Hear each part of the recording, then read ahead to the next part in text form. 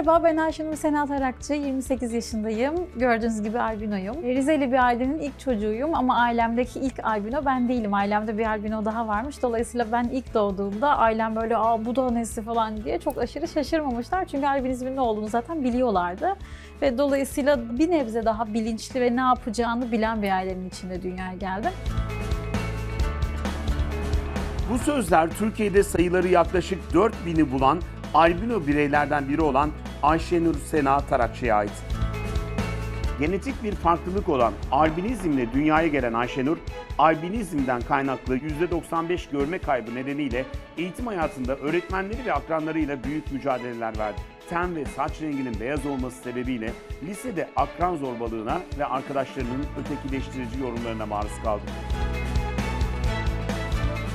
Albino bir çocuk dünyaya ilk geldiği zaman bir görme bozukluğuyla dünyaya geliyor. Çünkü vücudumuza renk veren melanin pigmenti anne karnında gözü besleyen bir şey. Pigment olmayınca göz iyi gelişemiyor gibi bir durum var. Dolayısıyla albino biri doğuştan az gören olarak dünyaya geliyor. İlkokul ve ortaokul tam bir felaketti. %100 iyi gören birine göre tasarlanmış. Ben en önde bile otursam tahtayı kesinlikle okuyamıyordum. Kitapları, defterlerin yazılarını, hocanın föylerini, sınav kağıtlarını göremiyordum. Ve bunların ki bir de düşünün hani bundan bir 15-20 yıl öncesinde bunu anlatmak ve böyle bir ihtiyacı dile getirmek çok daha zordu.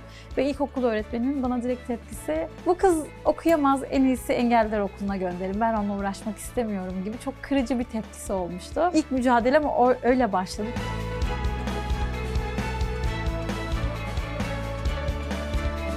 Albino bireylerin de herkes gibi aktif ve bağımsız bir yaşam sürebileceğini göstermek isteyen Ayşenur'un karşılaştığı zorluklar yalnızca eğitim hayatında değildi. Hala daha dışarı çıktığımda, bir yere yürüdüğümde, metro beklerken, metrobüs beklerken sürekli yaşlıların bana laf atıp kaçmaları, işte gözüne sokacaksın telefonu, niye o kadar yakından bakıyorsun, bak sana bir tavsiye vereyim, havuç suyu iç, ya da saçını niye boyadın bu yaşta, yazık günah değil mi gibi. Böyle ama yani böyle lafı söyleyip kaçıyorlar, cevap vermeyi beklemiyorlar bile. Bu zorbalıklara hala daha rastlıyorum. Sosyal medyada da yine benzer bir durum var. Ayşenur sahip olduğu albinizm türü nedeniyle farklı sağlık sorunları da yaşayabileceğini öğrenmesi ve kendisi gibi albino olan kuzeninin hayatını kaybetmesi üzerine bir şeyler yapma isteğiyle harekete geçti. Pigmentsiz İnsan ismiyle sosyal medyada videolar çekip içerikler üretmeye başladı. Onlarca şehirde, okullarda, üniversitelerde konuşmalar yaptı.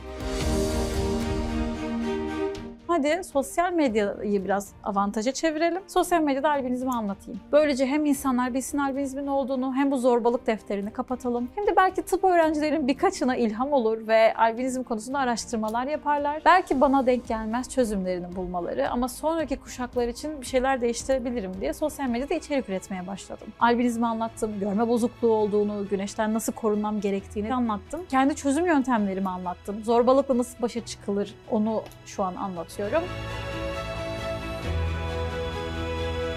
Ayşenur, ürettiği içeriklerle yalnızca albinizmi bilmeyen insanlara hitap etmiyor.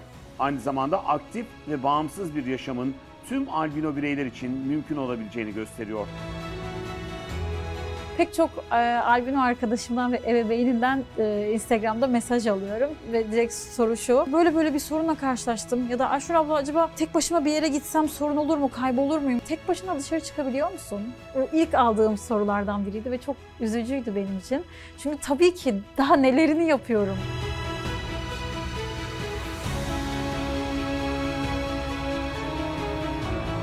Bir gün bir etkinlikte Ayşenur ablayla tanıştık ve sosyal medyadan takipleştik. Ayşenur ablanın sosyal medyaya çekmiş olduğu videolar, sosyal hayatı beni çok etkiledi. Bana çok ilham oluyor kendisinin çekmiş olduğu videolar. Benim gibi albino bir insanın bu şekilde bir hayat sürmesi, bir yerlere gelebilmesi beni çok mutlu ediyor. Ayşenur Sena Tarakçı, Pigmentsiz İnsan ismiyle albinizmi anlattığı içerikler üretti ve içerikleri milyonlarca insana ulaştı. Aktif ve bağımsız bir yaşam sürerek toplumsal algıları değiştirmeyi ve hak temelli bakış açısının toplumsal düzeyde yaygınlaşmasını hedefleyen Ayşenur, kendisi gibi albino bireylerin hayatında nesiller boyu unutulmayacak kocaman bir fark yarattı.